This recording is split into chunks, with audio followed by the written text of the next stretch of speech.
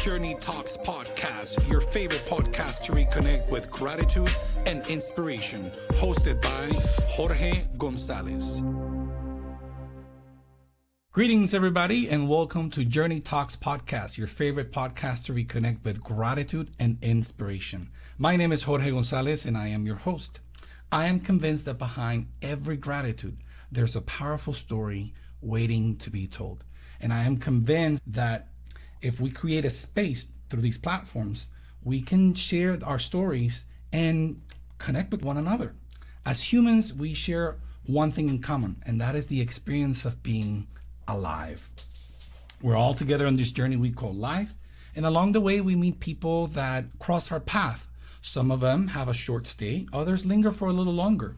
The question for me is, I know that somehow people leave a footprint in our lives, and my question is, so who are the people or situations in our lives that open doors for transformation, right, and helped us become the person we are today?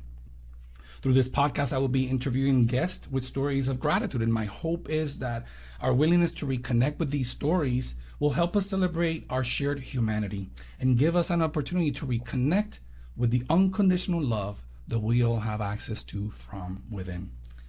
Today's guest is someone that I love very dearly. We met about 15 years ago in Louisville, Kentucky, just before I finished my master's in theology, and we have been friends ever since.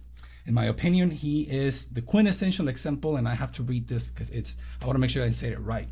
In my opinion, he is the quintessential example of a contemporary prophet, one who is brave enough to call out a very difficult truth in an effort to raise our collective and individual consciousness into a greater and deeper understanding of our oneness. A former shoe shiner as a kid, he is a father, a husband, musician, artist, theologian, liturgist, activist, professor, earth thinker, and a clown. His experience and advocacy working with minority groups, indigenous people, and environmentalist groups is pretty substantial. He has written several books. His latest one that I have with me right now is How Do We Become Green People and Earth Communities? Inventory, Metamorphosis, and Emergencies. Just came out last year. Please join me in welcoming no other than Dr. Claudio Carvalhaes. Claudio, welcome to Journey Talks podcast. How are you? Thank you. Wow, after this, how can we not be grateful? We start with that amazing, all of those wonderful things you said. Sometimes be grateful too is like adding up stuff or expanding it or exaggerating, and I love that, because that's the sense of when you're grateful, you have to be exaggerated in the things you do as well. So thank you for this exaggerated introduction. I love it. Thank you.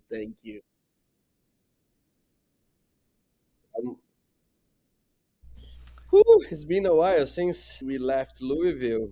Yeah. I've been in Miami. I'm starting my 9th year in Miami now. And you're at Union Theological Seminary, right? How long have you been with them? 6, 7 years? I'm there since 2016. Okay. Yeah.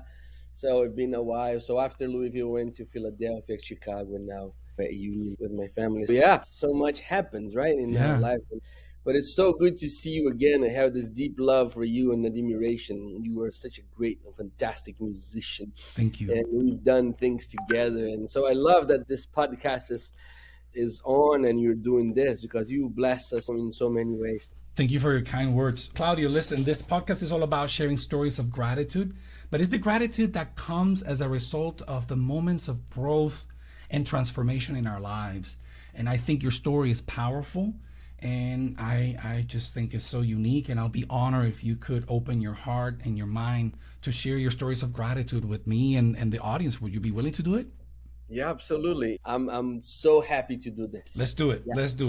Let's just jump right into it, Claudio. What is gratitude for you, and what is your relationship with gratitude? Gratitude is, before everything, is a way of being, right? It's not an add-on thing to life. It's a way of being in the world, as a way of being aware. And once you are aware of this gratitude, then it just becomes your second skin, and then you walk through life with that sense of gratitude, no matter what happens. And It's only when you have the sense of gratitude that you understand the prayer from Julia Norwich, who said, "All shall be well, and all shall be well, and all manner of things shall be well." And that means that not everything is going to be okay. Not everything is going to be okay in our lives in the way that we hope and expect. But if you have a sense of gratitude, whatever happens, all shall be well. All shall be well. And so that's a deeper sense of gratitude. It's just this gift of having this life and going through this very quickly, but enjoying it the most we can and being grateful for everything that happens. You know, you mentioned something just now that really catches my attention is the fact that this life happens very quickly. And we go about lives so busy. We have so many things to do. We have our to-do list and we have to check it and we need to make sure that we're here on time, all of those things. Yet life is passing by. That reminds me, you just quoted Julian Norwich, and I had to move offices. And I used to have this little thingy by my door it's a quote by John Lennon that says, "Life is what happens while you're busy making plans." And you put those two things, life being so quick and the opportunity to enjoy life through gratitude, I just think it's a really interesting juxtaposition. Claudio, so I want to maximize our time, and I have a couple of questions for you. You mentioned that it's a way of life, that gratitude is a way of life.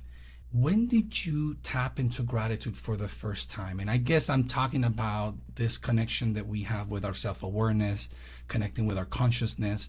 And I've been working with kids now, and I'm just blown away. Because when you work with adults, okay, we all went through situations, but when I tap and I connect with kids, and I see that they're connecting and they're seeing new things, and their awareness is just bam, exploding, that catches my attention. So I'm curious about, when do you start first connecting with gratitude?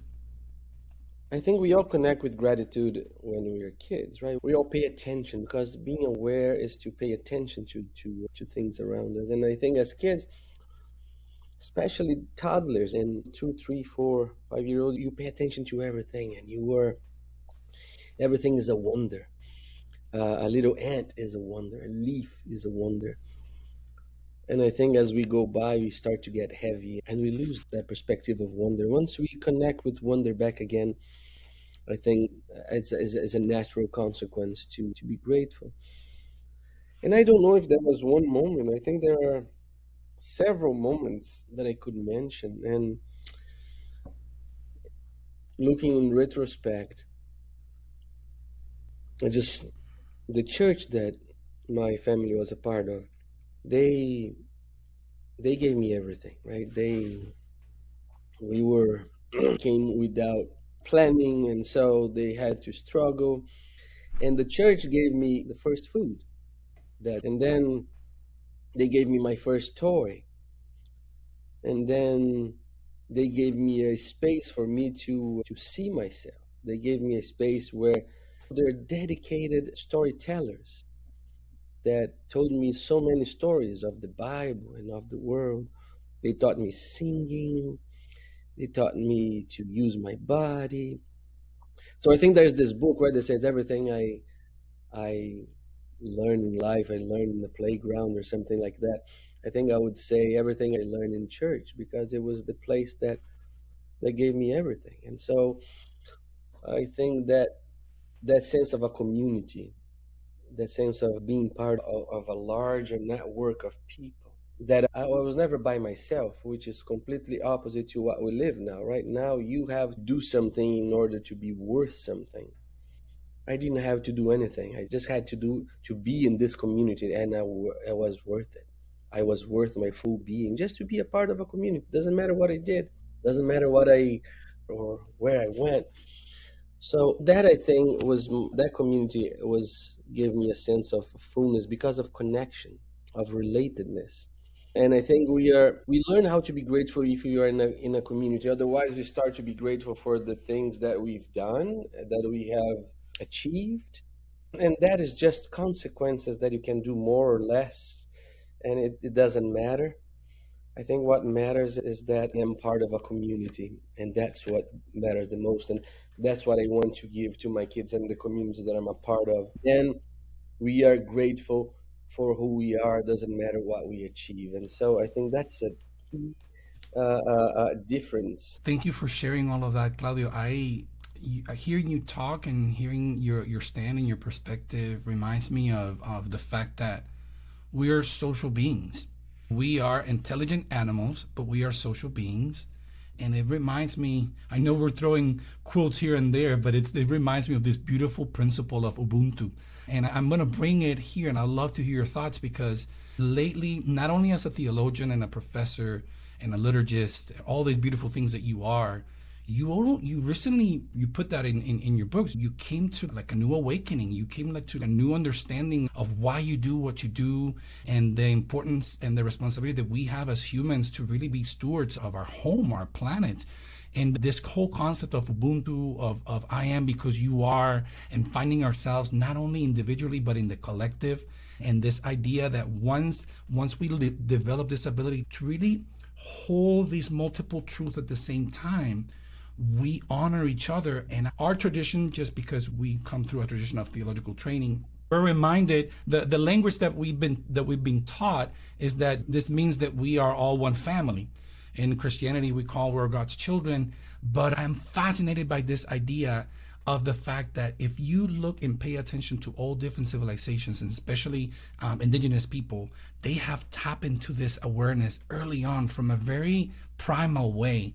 And I'm curious, I'd love to hear more about your findings. You've worked for so long and as an activist and bringing awareness of a new way of seeing life, of a new way of embracing spirituality, more connected to the earth, and reconnecting with things that perhaps for quite some time we have separated ourselves from. Can you tell us a little bit more about this idea of your connection and your reawakening with our planet and nature? Yeah, thank you for saying that, Jorge, because I think it was about, I don't know, 6 years ago when I had my kids. I adopted my kids and 3 kids, and then I started to hear about what's happening to the earth and all of this disastrous news about the impending climate disasters and what it is already upon us. And so all of this news started to get me so shaken by it. And then I thought, what would I do for my kids to live? What world would I live for my kids to live?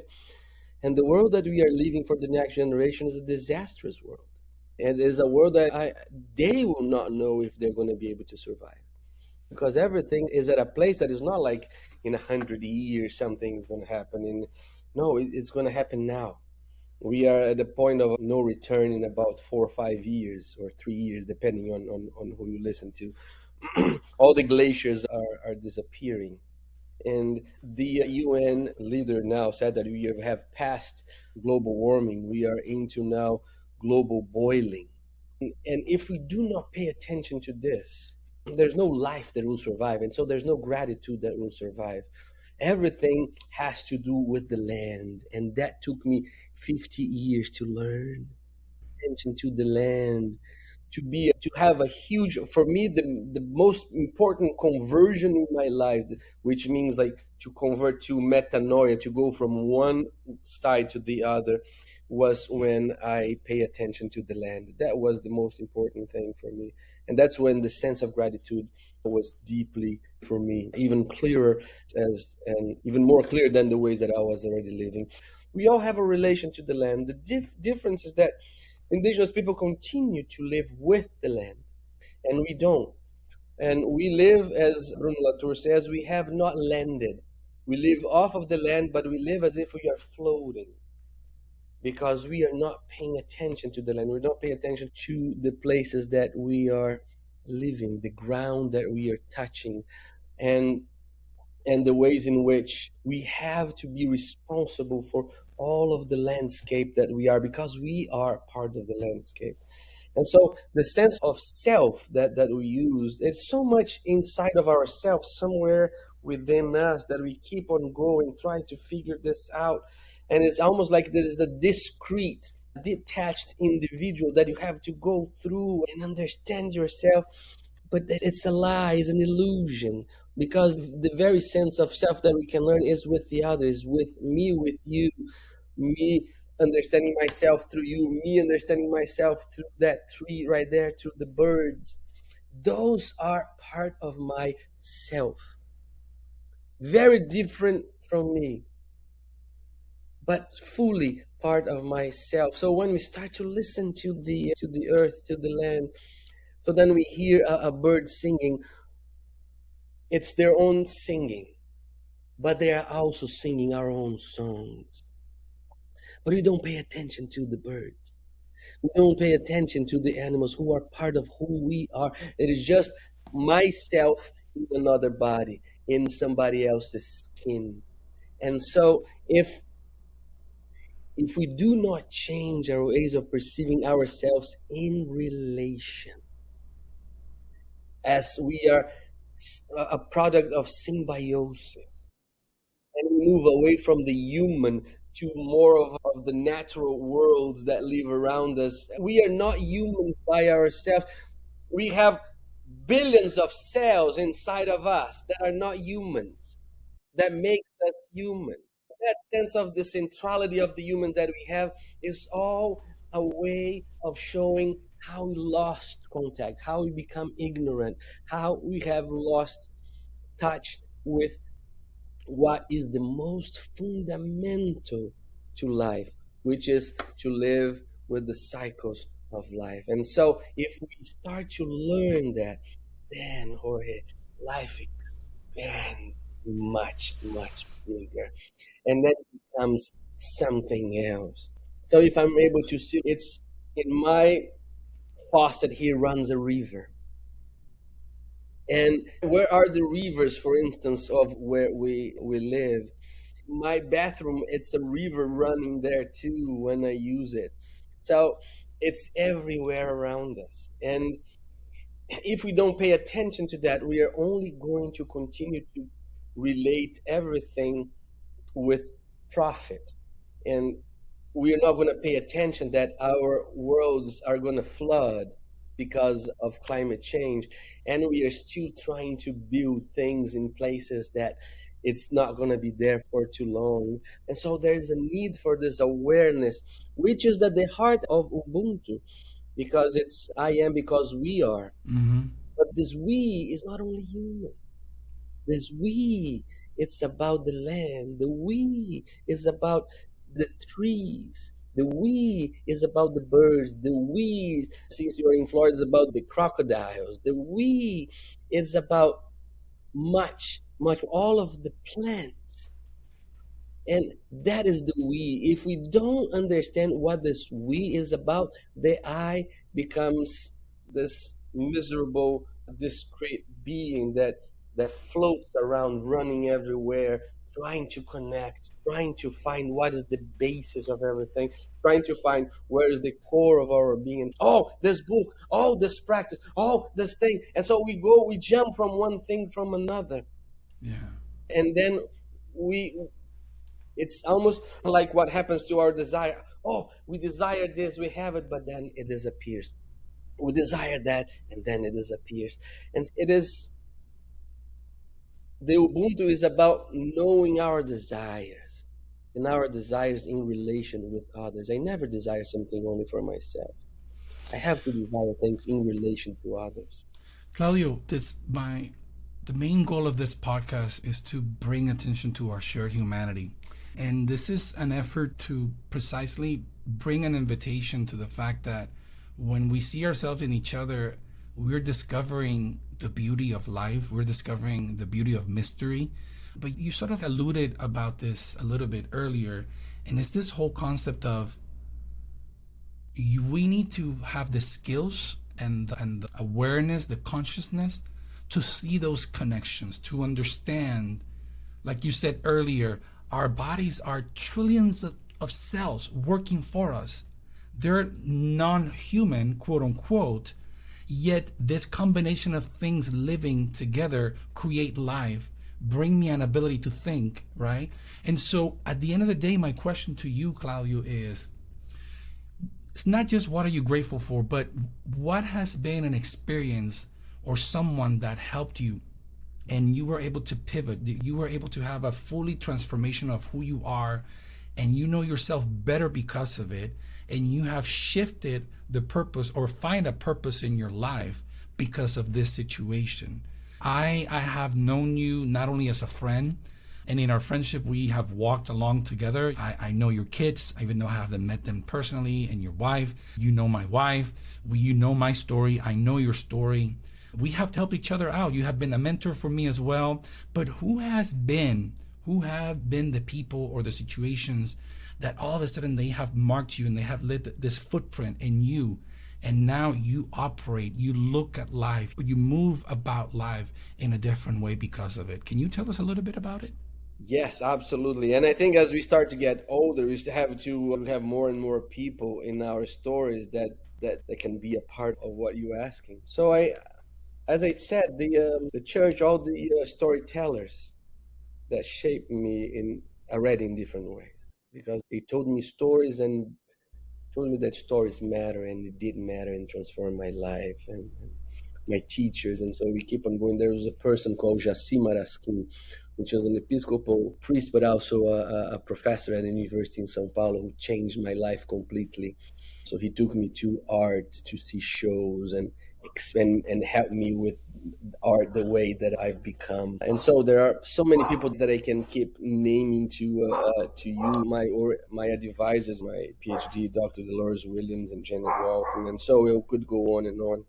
But then what shifted my life completely was getting married and having kids. That has changed me to the core, because to deal with my kids is to deal with myself. Oh my And, goodness, yes, yes. Tell me and more. That's really juicy. Tell me more about that. well, everything that we relate to our kids have more to do with what we feel inside and the ways we grew up than what they are saying. And sometimes we mix that and we think it is their own issues, while it is mostly ours. And the things that we have to deal with ourselves before we respond to them. So I could see the ways I would respond to my kids have to do with my own ways of being grown up and learned, and all of my fears and all of my haunting spaces. And so I would project over them and then feel that they are relating with me in this or that way. But those were mostly my own feelings about myself projected onto them. As I had to learn how to become a father, I had to change myself deeply with my girls and my son. And and so that took so much work, tremendous, Yeah. the deepest work that I ever have done. And but in some ways they unleashed me into new, different forms of knowing myself that I would never be able to know if it was not for them. Because if I do therapy and all of it, it's not me with me; it's always me with somebody else. And so this me with somebody else, in this case now, my family, my wife, my kids, and the difference of cultures and all of that, and languages. So that was an enormous space of deep transformation. See my own frustrations, my own ghosts. And so that for me has been an ongoing source of deep transformation. So I don't think now anymore there is like this one pivotal time, but there's pivotal times every day, every time I go through it. But in terms of one transformation, in terms of my thinking and relation, was Robin Kimmerer, who is this indigenous and scientist thinker. She has this book, Braiding Sweetgrass, and which is a fantastic book, and that transformed me. She gave a talk once at Union Seminary where I teach, and in her talk she was saying how we do not relate to the land and how we need to, and how we don't have rituals to do that. And so since I teach rituals, that transformed. At that day I had a coming to the earth moment, that I gave my life to that form of I said I will not think anything if not from the land. So what I did was to get all of my courses and I threw it in the garbage and started all over again. So that was a pivotal moment, if you're talking about pivotal moments. And for me, that has been one transformation after another transformation. My little dog is transforming me every day, because when I take the dog out, it used to be like I would take the dog to walk with me. Now it is the dog who takes me for a walk, because they relate to the world through smells. And every day there's a different smell out there. And so trying to think the world with the mind of my dog is already shifting and transforming me and trying to pay attention to other things. So transformation is always a way of shifting our attention. Attention means shifting gratitude too. That's powerful. There were two things that really stood out for me. One is your openness to allow your kids to be teachers for you Oh yeah. and to let those teachers point out to other teachers, which I like to call them our shadow. I understood over time, and this is where I'm going to go ahead now with you. You know, our training in theology, really, let's be honest, I'm thankful for it. And my goodness, there's one thing that I'm thankful in my life. It's the opportunity to have studied theology and understand how we as humans have come up with this thing. Right. But it's the result of us paying attention to nature and our relationship with it, and more importantly, our brains, how our brains and our consciousness slowly but steady continues to evolve. The effort that we have in catching up for the many times that we have ignored that relationship, and I'm referring to the relationship with our planet, with our earth. But then I think about this, your role as an educator, as a professor of liturgy, of worship, and how is it that ultimately you have reconnected with this root that at the core of any ritual, there's a connection and a symbiosis with everything in nature, yourself, and your intellect. And the room for mystery. I love if you have some time to unpack your passion for rituals and the meaning of rituals for you. Because for me, rituals have been a connection to the earth, to who am I? It's the little thing that I am, yet the beautiful thing that I am in terms of being alive, and my responsibility to be a good steward of what's around me and how I respect those around me, humans or non-humans. And sometimes rituals are the reminders of keeping us in that conversation. What would you say about that? I would say if your rituals connected with you with the land, you're lucky, because most rituals don't. We connect with everything else, but never with the land. We relate to abstract ideas. We relate to some gestures and in relation to objects. Right. But we never relate with the land. If we talk about Christianity, for instance, there's the buildings of the church, but what do you know around the building? What do you know about the land where this building is? Do you know about the plants around there? Do you know the landscape? Do you know the law of the land? Do you know the plants? Do you know the birds? Do you know the trees? We don't care. We just use them for decoration. When we bring flowers to church, we don't honor them. We just relate with them as decoration. What about non-Christian traditions? What about indigenous traditions that are rooted in this respectful way of connecting and relating with the land? What about others? Yeah, like I'm thinking indigenous people. I'm thinking as Puerto Rican, I know that Taino Indios had a different cosmology. And then you look into other traditions. Buddhism it's in its efforts of meditation and contemplation, have an anchor into that. What are your thoughts on that?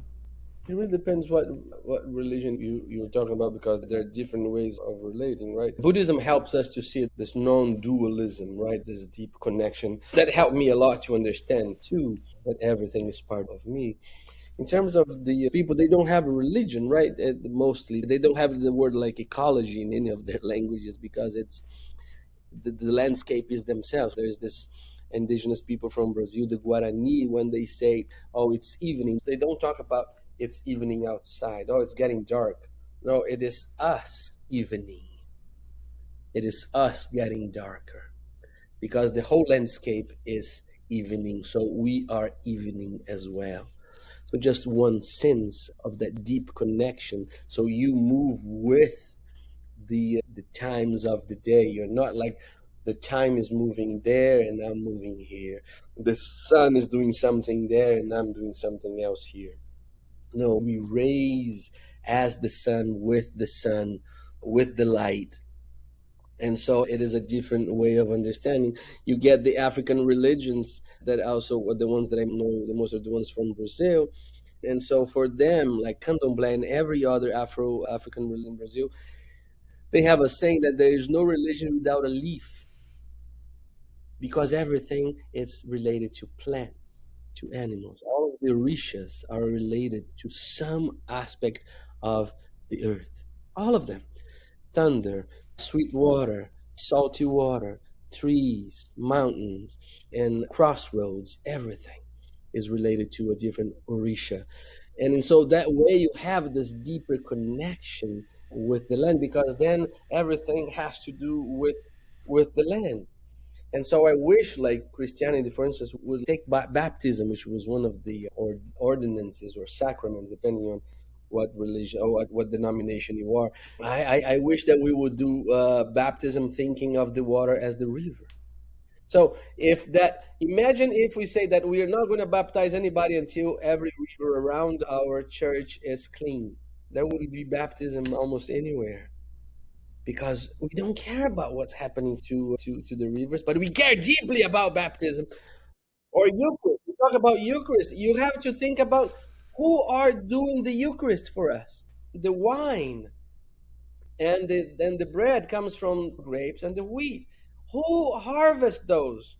Undocumented people. And we have to keep them undocumented, because then we can pay them less. But the most holy things that Christians say, that this is the gifts of God, right? This is the body of Christ, this body, the literal body of God. You know who has provided that for that community? The undocumented people. Which means that what is the most sacred for some people comes from the deeper injustice of this country with undocumented people. So all you call sacred is tainted by injustice, because we are not related, we are not connected with the land. You just have a thing in itself, and not the threads, the connections, the symbiosis, the forms of being together with others. We don't pay attention to that. And Claudio, so you really pointed out some, like I said, difficult truths, and that's why I feel like you're a contemporary prophet. I'll never forget when I learned that a prophet is not someone that foretells the future; it's someone that is constantly bringing the community to, is a refocusing of our collective consciousness, right? And I want to be respectful of the audience that perhaps don't relate necessarily to Christianity, and they may have their own spirituality or different religious traditions. You know, this whole effort of living in gratitude but doing our part so that others can have opportunities for gratitude is what really stood out with what you said. This whole concept of social justice, we don't do it just to prove somebody wrong. We do it, there's a commitment there because we want to live the humanity of that other person. You know, we want to recognize that their longings are as important and as valid as my longings. And so when we recognize this shared energy and how my actions can make somebody else's experience more manageable, more seen, to me, that's really special. And I know that as a professor, you are surrounded by people who are thirsty and people who want to learn, people that are eventually going to go to their communities and somehow try to work with them and try to create make an impact and a difference. So in closing, how would you think, what are your words? How can people, from your experience as an educator and your experience working with this new spirituality that you feel so connected to, what are your 2 sentences for people that are listening on how to connect with themselves, how to create opportunity for others, and why they should pay attention to gratitude in their lives? Those 3 things. Because we depend on each other. That's why we care for the others. We have this enormous shift of narrative in our world today. You know, why should I care for somebody else? Mm-hmm. Right? Give food on the streets is forbidden, and in some places. Why do I need to care for people of other places, of people of other cultures or race? And why should we do that? You are on your own. You have to take care of yourself, and I take care of myself. And this is the way of destruction. This is the way of impeding death. When we think that we are the measure of everything and I have to do whatever I need to do for myself. And that's when we see the injustices happening everywhere, when we are just afraid of the other and hating the other. And so that's why we are building now all these policies against somebody who are not like us, because all that we relate now is with fear and hatred. And so it is about a choice of what kind of feeling you want to flow, to circulate in our society. If it is fear and hatred, then I'm putting razors at the rivers in Texas, and I will forbid, and I will throw the kids back into the water to drown, as we are seeing now in Texas, because that's the feelings around it is fear and hatred. But if I don't have that in me, because we have that within ourselves, so we project that into the others. But if I am able to shift myself from moving from fear and hatred to go to compassion, kindness, and courage, then everything changes. Then I'm not afraid of you anymore. Then I'm not afraid of the immigrant. Then I'm not afraid of those who do not speak like me or have an accent or something like that.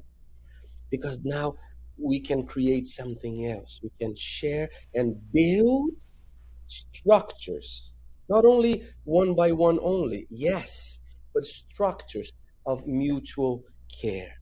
And if you create structures of mutual care, what does that mean, Jorge? It means that I am responsible for you and you're responsible for me. So we are working, right? But if tomorrow you get sick, we will have structures that you will have all that you need to rest, to recover. And I will work. And I will give my money to sustain and support you. And then when you come back to work and later on I get sick, you're going to give me your money, your gifts, your love, your compassion, your courage to help me rest and get better and come back to life. And then what's going to happen with this in relation to gratitude? I will know that while you are sick, you are going to be grateful that somebody's holding you. And when I am sick, I'm be grateful because somebody's holding me. And that's how we structure gratitude to be not only wishful thinking or just a feeling, but a structural organizing of society that helps me to foster gratitude and receive gratitude. And that's when we go back to the beginning of our talk. Gratitude is a way of being. Claudio, thank you so much for being with us. I think let's just finish this up with this. I wasn't planning on it, but I think the main theme for this podcast episode was Ubuntu. I am because you are. That's it. And I hope that people can take that little nugget of love and information and wisdom and sleep with it and see how that expands their definition of gratitude or open new doors for gratitude in their lives. So, Claudio, blessings to you and everything and to your family. One last thing. Who do you think could be a future guest on this podcast? I always ask that question. So who do you think could be a future guest on the podcast? Brad Wigger, your former professor. Brad Wigger. You heard that, Brad. I'm going to reach out to you. Okay, friends. Claudio, thank you again. This has been another episode of Journey Talks Podcast, your favorite podcast to reconnect with gratitude and inspiration. I am your host, Jorge Gonzalez, and I look forward to seeing you next time. Thank you so much and have a great day. Thank you for watching. Make sure you like and subscribe to our channel. Share your feedback, hit that notification bell, and let's keep the conversation going.